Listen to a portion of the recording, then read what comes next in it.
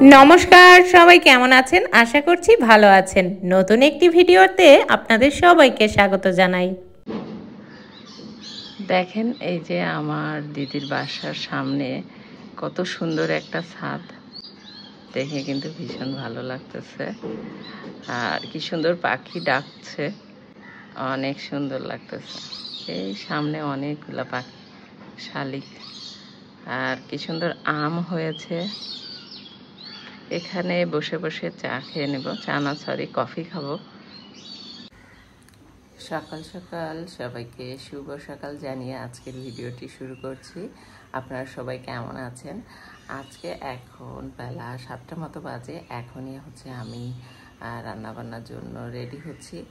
সব কিছু গোছগাছ করে রেডি করে নিব, আপনাদের সাথেও শেয়ার করব কি রান্না করলাম না করলাম।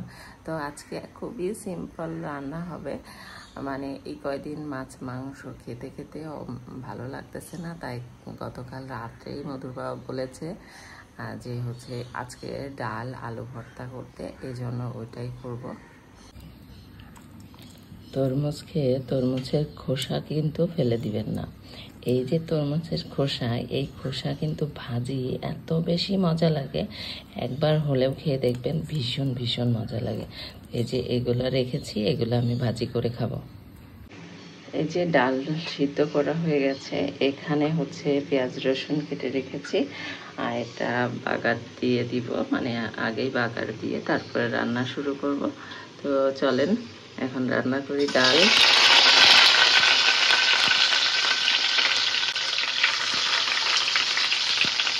মসুর ডাল রান্না একটু বেশি করে পেঁয়াজ রসুন দিলে কিন্তু অনেক ভালো লাগে।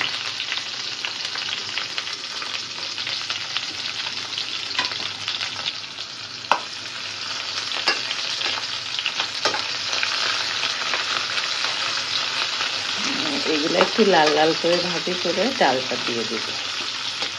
আর এই পাশে গরম জল বসাইছি, এটা দিয়েই দিব আর কি। ডালটা যেহেতু সিদ্ধ করে রাখছি আগে থেকে।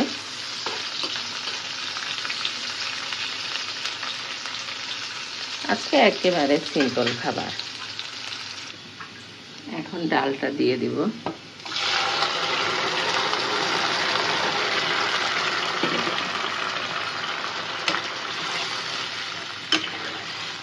মসুর ডাল কিন্তু পাতলা খেতে বেশি মজা লাগে, আমার কাছে তো তাই মনে হয়। আপনাদের কাছে কেমন লাগে একটু জানাবেন, পাতলা না ঘন ডাল খেতে?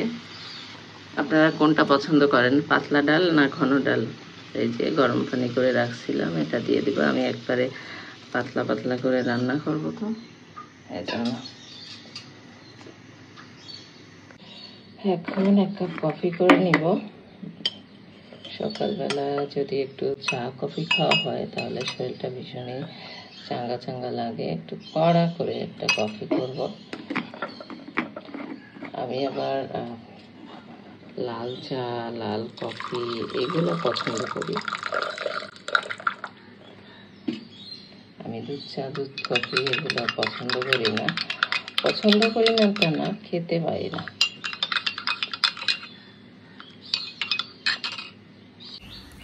শুধু কফি তো খাওয়া যায় না, তাই এই যে কফির সাথে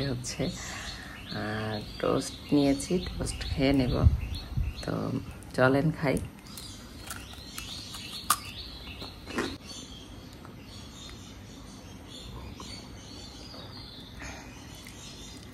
ভীষণ কড়া হয়েছে কফিটা। বলেছিলাম কফি কড়া করে খাবো, কিন্তু এত কড়া হবে জানি না।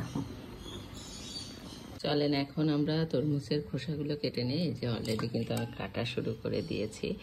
তো কাটার ভিডিওটা দেখাবো না, কিন্তু এই যে খোসাগুলো এভাবে ছাড়িয়ে নিতে হয়। এই যে খোসা, এই খোসাগুলো ছাড়িয়ে নিয়ে সুন্দর করে আপনি ছোট ছোট করে পিস করে নিতে পারবেন। এটা রাতের মাংস ছিল, সেটা একটু গরম করে নিলাম। তো এটাও কিন্তু খাওয়া দাওয়া হবে।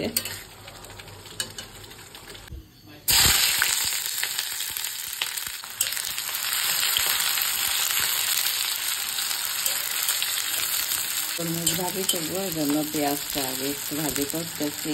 আর আলু ভাজির জন্য এখানে আলু ভর্তার জন্য এখান থেকে পেঁয়াজও কেটে রেখে দিব।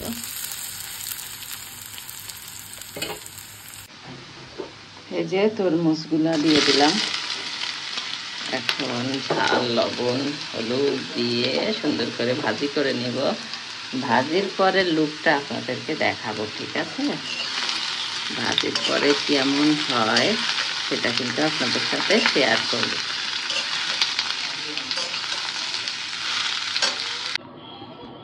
এই যে আমাদের তরমুজ ভাজি, দেখেন ফাইনাল লুক।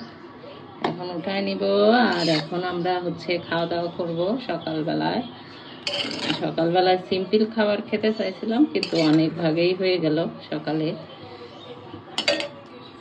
এই যে ডাল, এখানে কালকের মুরগির রান্নার সেই ঝোল টোল আছে, একটু মাংস আছে, এই যে আলু ভর্তা, আর এই যে সেই তরমুজ ভাজি, আর এই যে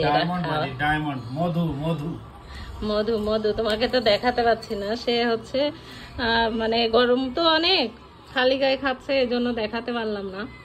মধু মধু আগুন আগুন।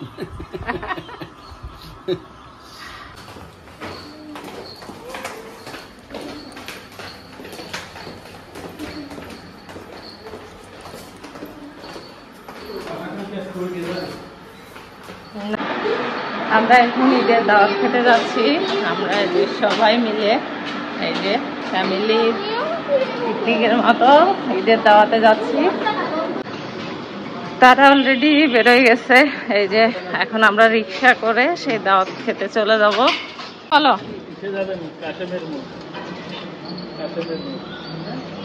একটা তরমুজ কেনা হয়েছে, সেই তরমুজটা দেখে দেখেন গুলুসোনা কি করছে। সে ভীষণ তরমুজ পছন্দ করে, সে তরমুজটাও ওখানেই মনে হবে খেয়ে ফেলতেছে। তো আজকের ভিডিওটা আপনাদের কাছে কেমন লেগেছে? যদি ভালো লেগে থাকে লাইক, কমেন্ট, শেয়ার দিতে ভুলবেন না। চ্যানেলটিকে সাবস্ক্রাইব করে পাশে থাকা বেল আইকন ক্লিক করে দিবেন। ধন্যবাদ সবাইকে।